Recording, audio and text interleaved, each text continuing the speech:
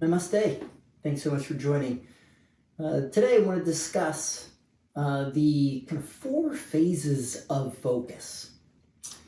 So these four phases of focus are Savitarka, Nirvitarka, Savichara, and Nirvichara. All right, now this is, let's see, Yoga Sutras 1.40, I think, to maybe like 148, something like that. Okay, so this is the very back end of the Yoga Sutras.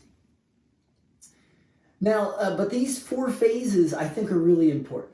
Having practiced meditation now since 1994, wow, it's like, yeah, it's been almost 30 years, which is super cool and really interesting looking back, right? Because you really see and experience like how these things unfold. And this is a perfect example.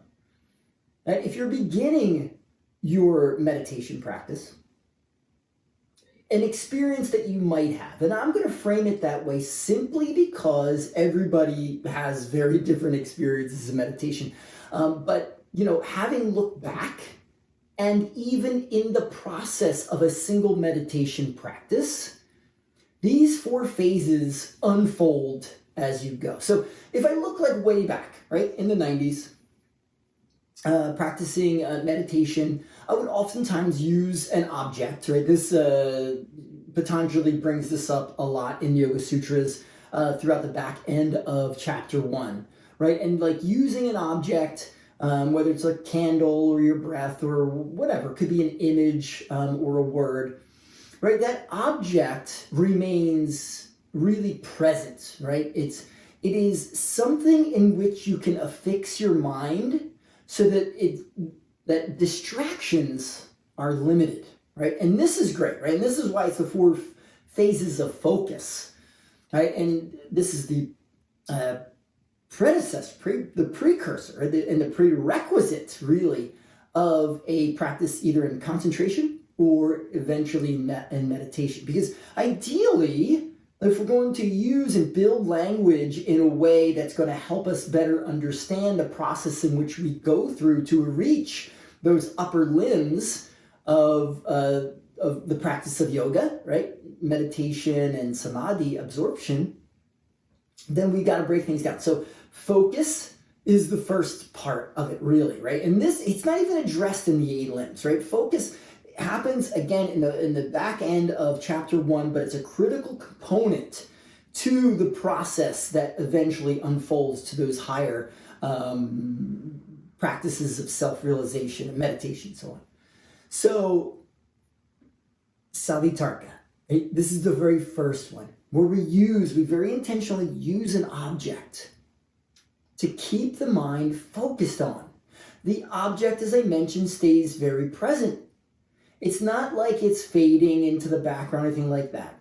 The intent of this practice is to keep the object, the sound, the image, whatever it might be, in our view, like we are very present with it, and in this way we improve our focus, which is why it's called a focus, or sometimes it's called attention practice, right? So this focusing practice enables us to focus on a single object.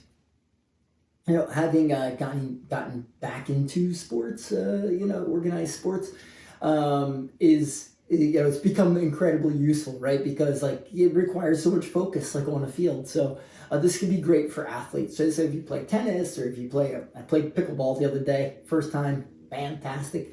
Works for you in pickleball. All right. So anyway.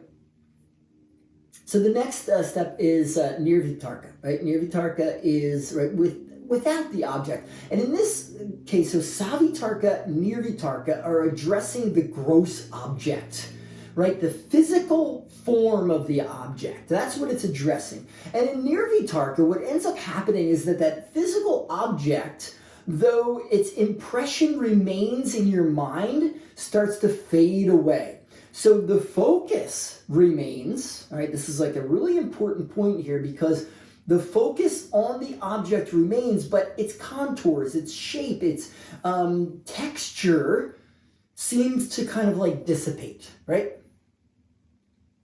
So we've now kind of graduated to this next level of higher focus, simply because the object itself no longer has a definition, if you will, right?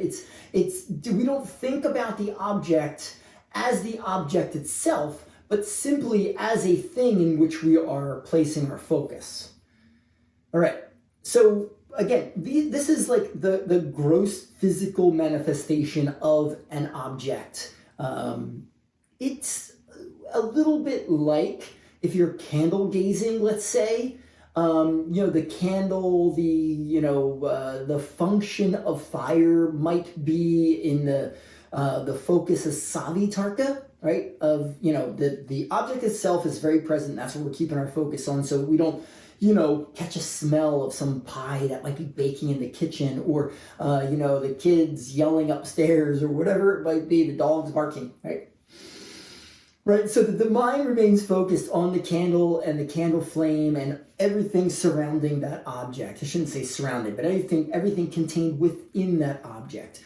While nirvitarka, we start to break the physical form down to a point where it becomes not unrecognizable, but almost undefinable. Although the object remains, the mind is no longer focused on the operation of that single object. Again, its contours disappear. So let's say you're using the image of a friend, right? And it's like your best friend, right? This is the object, right? This is just an example, right? It's like your best friend. It's an image of that friend of yours, and you identify with that. Oh, you're remembering times and stuff, but you're not allowing other objects to come in, for sure. But eventually it goes from savitarka, this single focus on that image of a friend, to nirvitarka. It's still the gross image, if you will. Ugh, your friend is gross now. I couldn't resist. To simply friend, right? So it goes from, if I'm talking about, Shakir, right? It goes from Shakir for me, right? My buddy Shaq is, one of my very best friends. It's his image.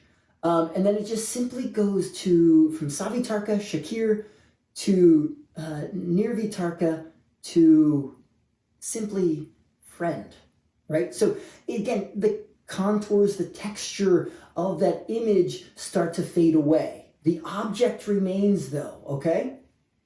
Now, and by the way, Shakir is totally not gross. He's quite handsome. Anyway, I'm totally sending him this video when I'm done.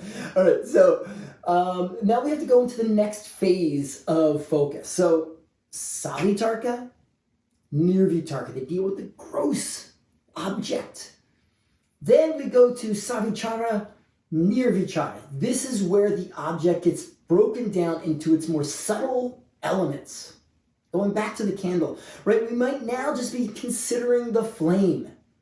All right, the flame, and this is like a great, the great metaphor for this, right, is candle gazing, right? Because it does start as like the candle and its function and the wick and the fire and all that stuff. And then we break it down into, right, there is a source of light and heat coming from this, and that object, that gross object continues to remain. And then we go to nirvitarka, where we break it down into a really subtle element, right? In fire, especially in whether it's Samkhya tradition or yoga, we have fire as the subtle element, yes, but mentally it becomes a subtle element as well, where, again, it's not quite tangible, right? The flame isn't quite tangible. It's nothing we can certainly hold or really fully understand. It's not an act of contemplation. Let's keep that in mind, right? Even saying that, we can't really keep it in mind, right? We don't want to keep it in mind as we progress through these phases of focus.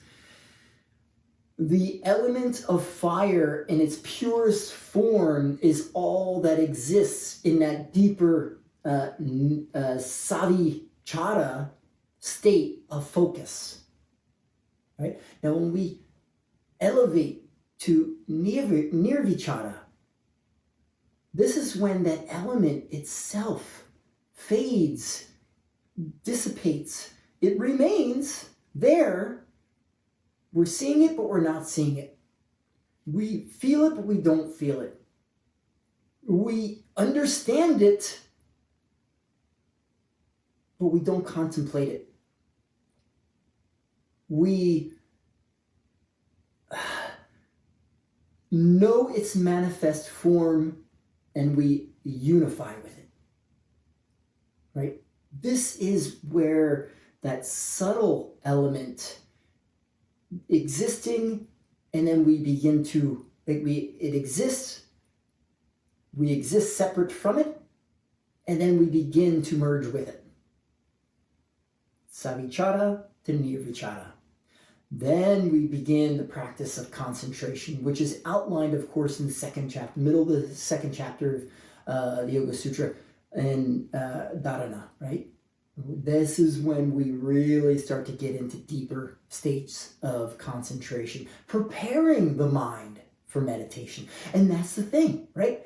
If you want to learn to run, a marathon, you don't start by running 26.2, right? You don't, right? You start by running maybe a mile. Right? So as we progress through the ladder, right, climbing up that ladder, savitarka, the object in its gross form, nirvitarka, right? Savitarka to nirvitarka. Nirvitarka, its gross form, it exists, begins to fade a bit. Savichara, the subtle element within that object, right? It's there, it's focused upon, and then eventually even that begins to fade in nirvichara. All right.